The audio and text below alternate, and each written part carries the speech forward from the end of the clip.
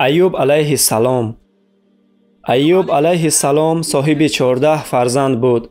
سلامتی خوب داشت و بایگری زیاد. زمانی که او از سن 80 سالگی بالا رفته بود، الله هر یکی از 14 فرزند او را یک پای دیگری از او میگیرد. بعداً الله بایگری او را میگیرد و سپس سلامتیش را. چگونه که راوی روایت کرده است، پوست از بدنش تا آن درجه جدا می شود که حتی موشک‌ها و استخوان‌های بدن او دیده می شد. ولی امتحان او با این تمام نشد.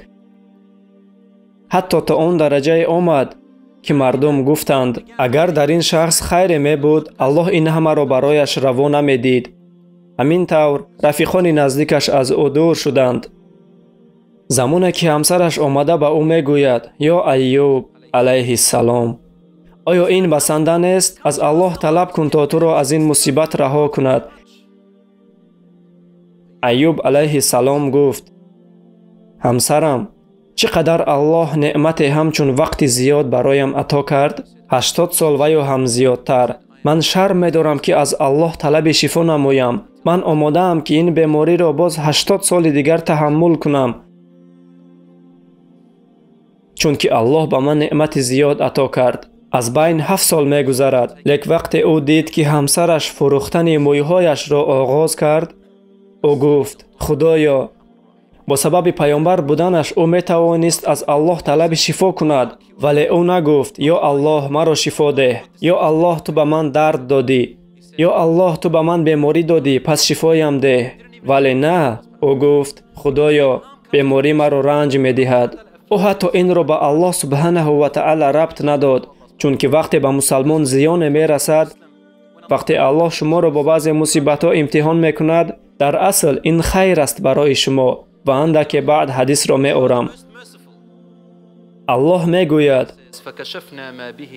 پس ما دعای او را قبول کردیم و آنچه که بر وی رنج بود از او دور ساختیم. فرزندان او را برگردانیدیم و همان قدر فرزند دیگر عطا کردیم. ما بایگریش را به او برگردانیدیم. طلا به اندازه ملخ مثل باران می بارید بر ایوب علیه السلام. او همه آنها را غون می داشت و این دارایی از دارایی پیشترش دیده زیاد بود. در حدیث آمده است که او دارایی را آن گونه زود غون می داشت چگونه که زود می توانست. بعداً الله به نزد او جبرائیل را روان کرد و با او گفت ای ایوب، آیا من تو را تا آن مقدار دارا نکردم که تو به این چیزهایی که می بینی دیگر نیازی نداری؟ با سخنان دیگر چرا تو این همه را گرفتن می خواهی؟ پروا مکن، ما به تو نعمتها عطا میکنیم. او پاسخ گفت خدایا، من تا آن درجه به نیاز نیستم که من نعمتهای تو نیاز نداشته باشم. من نعمت داده تو را غون داشته ایستادم. خدایا، مسلمانان الله دوست می دارد وقتی می بیند که بنده اش نعمت داده او را قبول می کند. او دوست می دارد چنین بنده اش را. پس شکرگزار باشد به الله برای نعمتهایش. حتی اگر این همچون امتحان باشد، شکرگزار و با صبر باشید. پیامبر صلی الله علیه و سلم گفتند وضعیت مؤمن تعجب آور است. هر آن چیزی که با او رخ می دهد برایش خیر است. سبحان الله در دوامش می گوید وقتی با آنها کاری خیر رخ بدهد، آنها الله را حمد می گویند و وقتی که مصیبت رخ بدهد، آنها صبر می کنند، چون که الله در قرآن می گوید وَلَنَبْلُوَنَّكُمْ بِشَيْءٍ مِّنَ الْخَوْفِ وَالْجُوعِ وَنَقْصٍ مِّنَ الْأَمْوَالِ وَالْأَنفُسِ وَالثَّمَرَاتِ وَبَشِّرِ الصَّابِرِينَ الَّذِينَ إِذَا أَصَابَتْهُم مُّصِيبَةٌ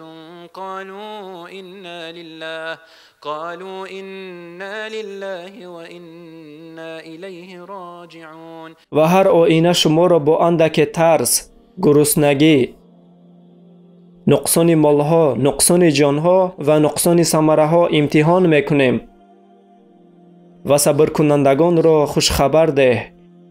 آنان که چون مصیبت بر آنها برسد میگویند همانا ما از آن خداییم و همانا ما به سوی وی باز میگردیم. آنها یاد دارند که این امتحان است.